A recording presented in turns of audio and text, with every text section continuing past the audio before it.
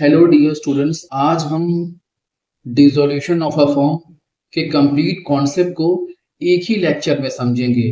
But इस chapter से related जो न्यूमेरिकल्स होंगे वो हम नेक्स्ट लेक्चर में कवर करेंगे। Let's start the topic. Chapter number 7, dissolution of a form. देखिए यहाँ पर, देखिए बिजनेस, इस केस में होता क्या है, बिजनेस क्या हो जाता है, क्लोज्ड। इससे पहले के जो चैप्टर्स थे, फंडामेंटल की बात की जाए, goodwill, PSR, admission, retirement and death, वो इस चैप्टर से बिल्कुल अलग हैं। हाँ, वहां पर कोई आ रहा था, कोई जा रहा था, कोई रिटायर हो रहा था, किसी का पीएसआर आ रहा था। यहाँ पर ऐसा कुछ नहीं है। यहाँ पर सिर्फ क्या होगा, बस एक मेन क्या होना है यहाँ पर, ये देख लीजिए। आपको बिजनेस आपका क्या हो रहा है, आपका बिजनेस क्लोज हो रहा है, ठीक है ना। अब जब बिजनेस क्लोज होगा तो वहां पर होगा क्या, देखो आप, finalising accounts, closing all accounts. Business close होगा, सारे अकाउंट्स क्लोज हो जाएंगे। फिर ये चीजें हैं। देन उसके बाद क्या होगा, रियलाइजिंग असेट्स, ठीक है ना। असेट से जो पैसा हमें रियलाइज होगा उसका यूज होगा। कैसे यूज होगा समझाते हैं अभी। सेटलिंग लाइबिलिटीज, जो भी हमारी लाइबिलिटीज होंगी उनको हम क्या करेंगे, सेटल करेंगे, ठीक है ना। ये चीजें हैं। Distribution of proceed, partners paid out, ठीक है ना। ये सब चीजें हैं। बाकी जो भी डिस्ट्रीब्यूशन में प्रोसेस होंगे, उसके बाद जो कुछ बचेगा उसे हम पार्टनर्स को पैसे पे कर देंगे। बट ऐसा जल्दी होता नहीं है। अक्सर डिसोल्यूशन ऑफ फॉर्म वाले केस में लॉस ही ज्यादा होता है। मतलब कहते हैं ना कि पार्टनरशिप में लाइबिलिटीज अनलिमिटेड होती हैं, तो लाइबिलिटीज को पे आउट करने के लिए पार्टनर्स को अपने घर के बर्तन भी बेचने पड़ जाते हैं। बात समझ में आ रही है ना। ये चीजें हैं। मोड्स ऑफ डिसोल्यूशन, मतलब वो कौन कौन से तरीके होते हैं कि जब फॉर्म को डिसॉल्व करना जरूरी हो जाता है, ठीक है ना। फर्स्ट देखिए यहाँ पर, फर्स्ट देखिए, ये दोनों एक ही चीजें हैं। वॉलंटरी डिसोल्यूशन, म्यूचुअल एग्रीमेंट, मतलब पार्टनर्स ने आपस में डिसाइड कर लिया कि भाई ऐसा है, अब हमें फॉर्म को, बिजनेस को क्लोज कर देना चाहिए। सेकेंड पॉइंट की बात करते हैं, कंपल्सरी डिसोल्यूशन और इंसॉल्वेंसी ऑफ पार्टनर, ठीक है ना। अब यहाँ पर ये भी दोनों नाम सेम है। अब यहाँ पे insolvency of partner, compulsory dissolution, मतलब क्या हो सकता है, मतलब जब पार्टनर हमारे इंसॉल्वेंट हो जाए, बैंकरप्ट हो जाए, हाँ दिवालिया निकल जाए, तब फॉर्म को डिसॉल्व करना पड़ जाता है। डिसोल्यूशन बाय कोर्ट, जब कोर्ट ये कह दे कि भाई फॉर्म को बंद कर दो, दुकान अपनी बढ़ा दो, ठीक है ना। पढ़िए first, partners become of unsound mind, जब पार्टनर्स ही, अनसाउंड माइंड मतलब पागल टाइप का, ठीक है ना। पागल आदमी क्या ही बिजनेस करेगा। सेकंड की बात करते हैं, partners is found guilty of misconduct, ठीक है ना, कि पार्टनर वहां पर दोषी पाया जा रहा है। हाँ? डिसोल्यूशन ऑफ पार्टनर मोड में देखिए, अब यहाँ पे और एक क्या हो सकता है मोड, बाय नोटिस, की नोटिस दे दिया हो, written notice given by a partner to other to dissolve the form, मतलब एक पार्टनर ने नोटिस दे दिया हो कि भाई हमें आप दुकान बंद करनी है अपनी। Even specified in partnership deed, या फिर पार्टनरशिप डीड में ही ये चीजें एकदम स्पेसिफाई कर दी हो। पढ़िए, specific event like partners death और एक्सपायरी ऑफ टर्म, मतलब जब किसी पार्टनर की डेथ हो जाए या फिर जो टर्म यूज कर रहे हैं वो एक्सपायर हो जाए, तो हम पार्टनरशिप को यहाँ पर खत्म कर देंगे, मतलब दुकान अपनी बढ़ा देंगे। ये लिखा है ना, partner dies business will close, कोई पार्टनर अगर डाई हो जाता है, मर जाता है, तो बिजनेस हमारा क्लोज हो जाएगा। Most most most important topic of this chapter, ठीक है। आप पढ़ लो यहाँ पे क्या लिखा हुआ है, इंपॉर्टेंट। सेक्शन 48 सबसे क्लासिकल पॉइंट्स है, section 48 of Indian partnership act 1932 में, जो हमें क्या बताता है, ठीक है ना। आप देखो यहाँ पे सेटलमेंट, ये क्या लिखा हुआ है, settlement of account, settlement of partnership account, तो स्टेप नंबर 1 यहाँ पर देखिए आप, ये स्टेप नंबर 1 है, ये स्टेप नंबर 2 है, ये स्टेप नंबर 3 है। ठीक है ना। स्टेप नंबर 1 में क्या होगा, जब हम अकाउंट सेटल करते हैं पार्टनरशिप का, तो स्टेप नंबर 1 में, 2 में एंड 3 में क्या होता है, आप देखो यहाँ पे, first out of profit paid, मतलब प्रॉफिट में से हम क्या, भाई आप सोचो, हमें सारे अपने अकाउंट सेटल करने हैं कि जो भी हमारी लाइबिलिटीज है उसे हमें, जो हमारे क्रेडिटर्स हैं सब पे आउट करना है सबको, भाई अपना रिश्ता नाता समझ लो ऐसे खत्म करना है, हाँ ना, लेना है ना देना है। तो सबसे पहले हम क्या करेंगे, अकाउंट को सेटल कैसे करेंगे। आप देखो यहाँ पे, ये देखिए लिखा हुआ है, क्या लिखा है, सबसे पहले कहां से करेंगे, फर्स्ट आउट ऑफ प्रॉफिट में से हम अपने क्रेडिटर्स को चुकाएंगे, पे डेब्ट एंड लाइबिलिटीज। क्लियर है, ठीक है। सेकंड की बात करते हैं, स्टेप 2 की बात करते हैं, ये आपका स्टेप 2 है। यहाँ पे क्या लिखा है, सेकंड आउट ऑफ कैपिटल, अगर, ठीक है ना, अगर यहां से चुक गया तो ठीक है, अगर कुछ बचा रहा तो कहां से करेंगे, कैपिटल। अभी इसका वो सीक्वेंस समझाते हैं आपको, कंट्रीब्यूशन बाय पार्टनर जी। तो कैपिटल में जो जो कंट्रीब्यूशन था हम उसके हिसाब से सेटलमेंट करेंगे। थर्ड की बात करते हैं, यहां पर आप देखो, lastly bye partners in PSR, profit sharing ratio, ठीक है ना। उसके बाद क्या करेंगे, प्रॉफिट शेयरिंग रेशियो से हम सेटलमेंट करेंगे अपने अकाउंट का। स्टेप नंबर 1 की बात करते हैं, step number 1, step number 2 and step number 3।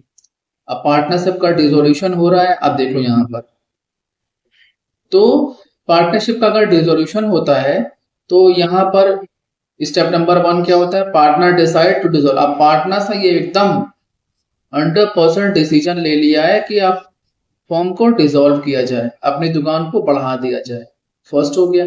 Step number 2, realise and settlement. भाई अकाउंट को भी तो सेटल करोगे आप कि नहीं करोगे। आप देखो यहाँ पे क्या लिखा है, असेट को आप बेचोगे। भाई आप सोचो, पहले आपकी एक दुकान है, छोटी सी दुकान, आपको बंद करना है, तो दुकान के अंदर कंप्यूटर है, लैपटॉप है, दुकान मतलब कपड़े की दुकान थी, हाँ, कंप्यूटर और लैपटॉप तो बिलिंग के लिए हो गया। फॉर एग्जाम्पल काउंटर है, कपड़े हैं, पैंट है, शर्ट, उसको बेचोगे ना कि शटर गिरा के बस जा घर बैठ जाओगे, भाई सामान भी तो बेचोगे। तो वही यहाँ लिखा हुआ है, आप देख लो यहाँ पे। अच्छा तो क्या करोगे, अभी पे लिखा सोल्ड, ये दिख रहा है आपको, लिखा है सोल्ड, ठीक है ना, ये चीजें हैं। फिर आप क्या करोगे, कैपिटल यहाँ लिखी है, अब कह रहा है कि अपनी कैपिटल से आप क्या करोगे उसको, जो आपकी लाइबिलिटीज है, मतलब क्रेडिटर्स हैं, बैंक लोन लिया होगा, BP होगा, ठीक है ना, तो जो भी असेट से पैसे रियलाइज हुए होंगे उसको आप क्या करोगे, उसको आप अदा करोगे। ठीक। अब थर्ड स्टेप की बात करते हैं, ठीक है ना। आप कॉमन सेंस आप इमेजिन करो खुद ही, आप सब कुछ कर लोगे। थर्ड की बात, रिमेनिंग कैश डिस्ट्रीब्यूट टू, अगर कुछ बच गया, ठीक है ना, अगर कुछ बच गया तो क्या होगा, वो क्या हो जाएगा, पार्टनर्स के उन्हीं के PSR में, प्रॉफिट शेयरिंग रेशियो में डिस्ट्रीब्यूट हो जाएगा। सिंपल है। अब बात करते हैं application of asset. Application of asset क्या होता है भाई, आप सोचो, आप पहले असेट रियलाइज किया, उससे फंड आया, फंड कितना आया हमारा, 10 लाख रुपीस फॉर एग्जाम्पल, ठीक है ना। अब यहाँ पर सबसे जबरदस्त कॉन्सेप्ट ये आता है कि सोचो लाइन लगी हुई है यहाँ पर, ये ऐसे एक, फिर यहाँ पर 2, यहाँ पे 3, और यहाँ पे 4, और यहाँ पे 5 बंदे खड़े हुए हैं, लाइन से पूरे खड़े हुए हैं यहाँ पर, आप देख रहे हो लाइन से खड़े हुए हैं। अब ये चाहेगा कि ये तो पहले खड़ा ही हुआ है, ये चाहेगा पीछे वाला कि हम आगे आ जाएं, ये चाहेगा पीछे वाला कि हम आगे आ जाएं, ये चाहेगा कि हम आगे आ जाएं, ये चाहेगा कि हम आ जाएं।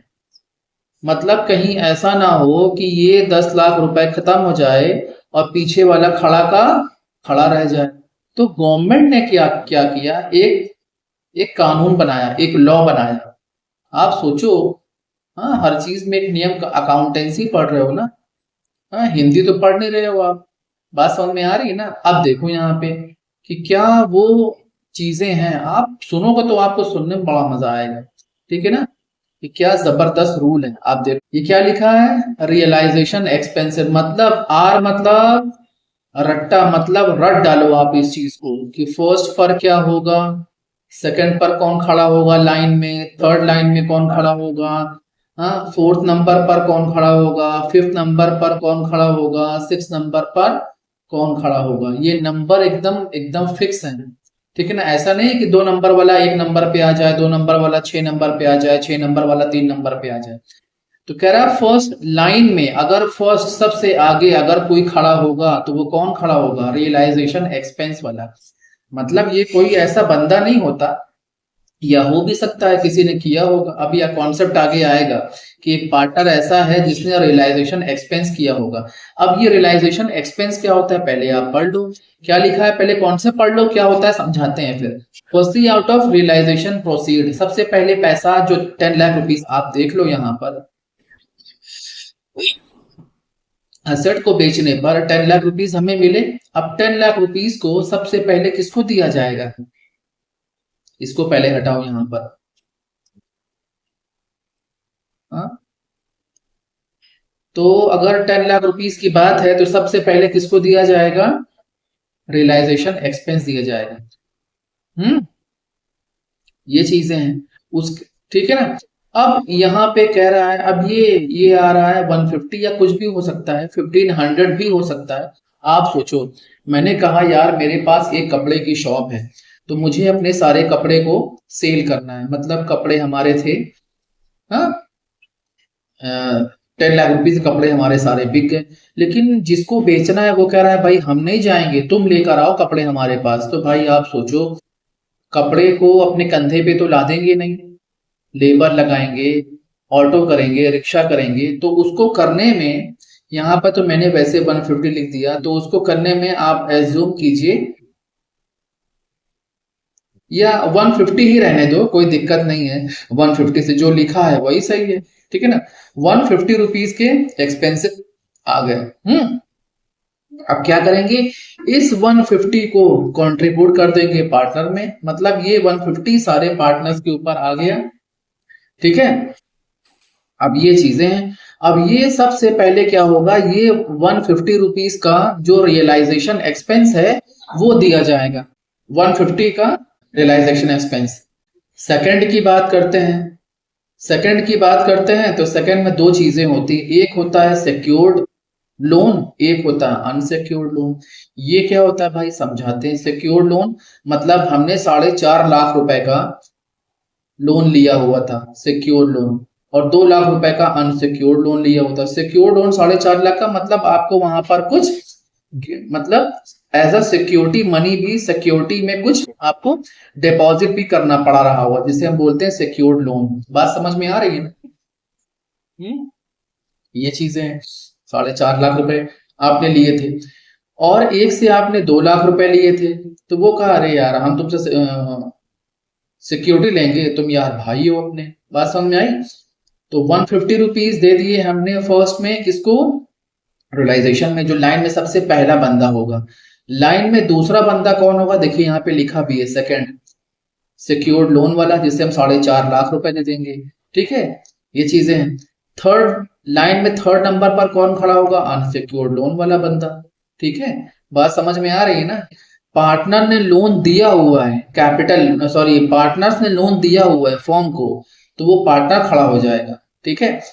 और फिफ्थ नंबर पर कौन बंदा खड़ा होगा, पार्टनर्स कैपिटल। भाई कैपिटल भी तो लाइबिलिटी होती है, ABC 3 पार्टनर्स हैं, आपने पढ़ा भी एडमिशन में, रिटायरमेंट में, डेथ में, ठीक है ना।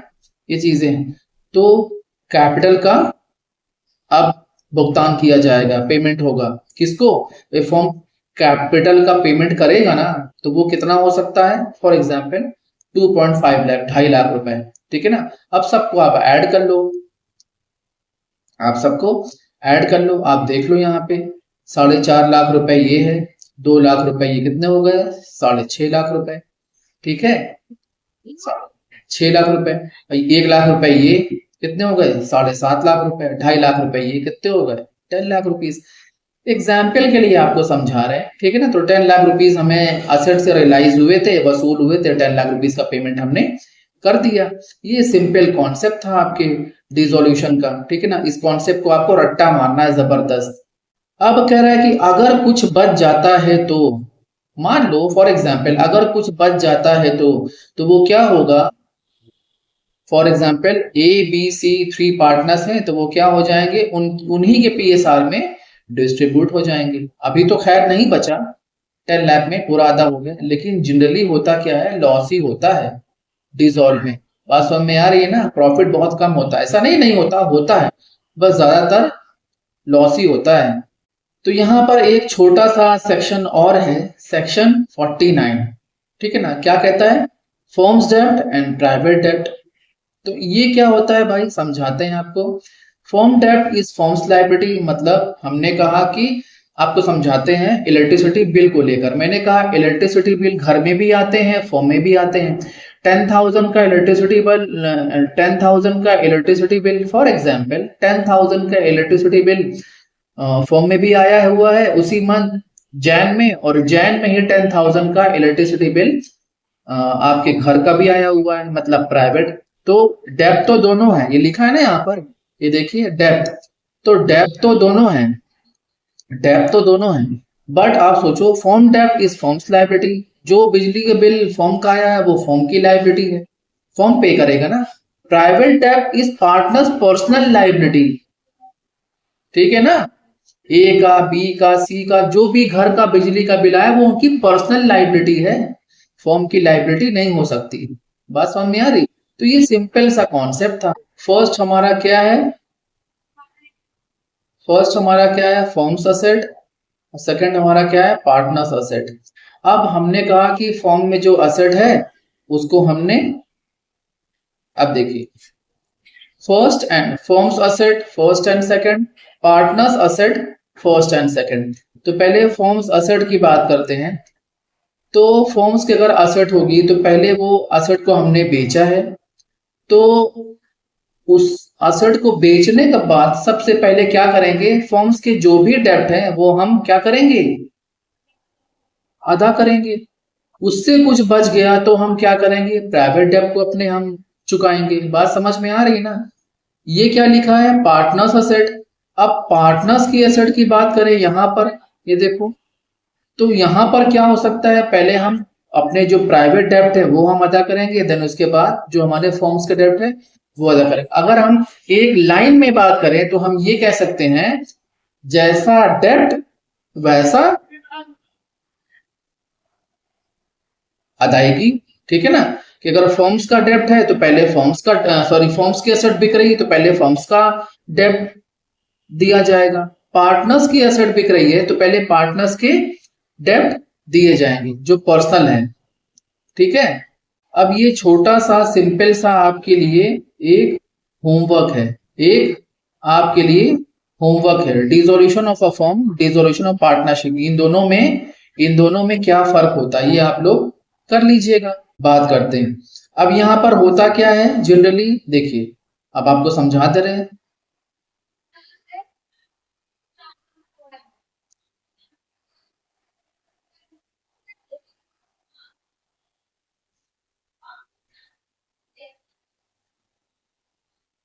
तो जनरली यहाँ पर होता क्या है, एक बैलेंस शीट होती है जो आपको नेक्स्ट लेक्चर में समझाएंगे। बैलेंस शीट में एक तरफ लायबिलिटी होती है, एक तरफ असेट होती है। सारी असेट को पहले सिंपल समझा दें, सारी असेट को निकाल कर एक गुल्लक में, सोचो समझाने के लिए कर रहे हैं कि एक गुल्लक में डाल दो, असेट कहाँ गुल्लक में आ जाएगी, मतलब डालो और उसके बाद बेच दो, ठीक है ना। फिर बेचने के बाद जो पैसा आए, जो रियलाइजेशन अमाउंट आए, उससे क्या करो, अपने लाइबिलिटीज को पे कर दो, जो भी लाइबिलिटीज है, ठीक है ना। ये चीजें हैं, ये नॉर्मल कॉन्सेप्ट जो मैंने अभी भी आपको पहले भी बताया, ठीक है, ये चीजें हैं। अब यहाँ पर होता क्या है, अब मेन पॉइंट, अब यहाँ पे क्या है, बैलेंस शीट में सबसे पहले क्या होता है, close the books, balance sheet को क्लोज कर दो, मतलब बैलेंस शीट के जो भी एसेट्स हैं, लायबिलिटीज हैं, उनको क्लोज कर दो। मींस क्या है, बैलेंस शीट खाली करो, एम्प्टी द बैलेंस शीट, ये कॉन्सेप्ट होता है। ये न्यूमेरिकल के पॉइंट ऑफ व्यू से आपको बता रहे हैं, जब न्यूमेरिकल करवाएंगे तो फिर से एक बार रिवाइज करवा देंगे। फर्स्ट पॉइंट हो गया, बैलेंस शीट को खाली कर दो। सेकंड पॉइंट क्या होता है, असेट को बेच दो। अब असेट कभी कभी बिक जाती है, ये लिखा है सोल्ड, कभी कभी पार्टनर्स टेक ओवर कर लेते हैं उसे, लिखा है ना टेक ओवर बाय पार्टनर, तो इसकी एंट्री बनती कैसे बनती है समझाएंगे नेक्स्ट लेक्चर में आपको। थर्ड क्या होता है, बेचने के बाद, हाँ, या फिर टेक ओवर, भाई टेक ओवर भी करेगा तो वो भी तो पैसे देगा, वो और बात है, कम देगा ज्यादा देगा, लेकिन देगा ना, फ्री में तो लेगा नहीं, तो उससे पैसे आए, लाइबिलिटीज को पेमेंट कर दो। ठीक है, ये हो गया यहाँ पर, थोड़ा सा इसको साफ कर दें। ठीक है, फोर्थ क्या होता है, फोर्थ यहाँ पर देखो आप, फोर्थ क्या होगा यहाँ पर, प्रॉफिट और लॉस डिस्ट्रीब्यूट, अगर कुछ बच गया लाइबिलिटी को देने के बाद भी अगर कुछ बच गया तो पीएसआर के रेशियो, मान लो ए बी सी 3 पार्टनर्स हैं, डिस्ट्रीब्यूट कर दो, डिस्ट्रीब्यूट बिटवीन पार्टनर्स के पीएसआर में, जो भी रेशियो है 5 3 2 2 3 4, क्लियर है ये। देन क्या होगा, पार्टनर्स का हिसाब, मतलब लेना या देना, भाई क्या लेना है क्या देना है, ये आपका लास्ट पॉइंट था। ठीक है ना, तो ये 5 स्टेप थे, first second third fourth and fifth, ये कंप्लीट कॉन्सेप्ट थे। तो जो क्वेश्चन के न्यूमेरिकल्स है, न्यूमेरिकल्स में क्या क्या जर्नल एंट्रीज यूज होंगी वो आप समझ समझाएंगे आपको नेक्स्ट लेक्चर में। ठीक है, तो लेक्चर अगर आपको अच्छा लगा हो तो please subscribe my channel, and Telegram channel आप ज्वाइन कर सकते हैं, वहां पर आपको क्लास 11th 12th के बिजनेस के, इको के एंड अकाउंट्स के कलरफुल नोट्स ऐसे ऐसे ही आपको मिल जाएंगे। Thank you.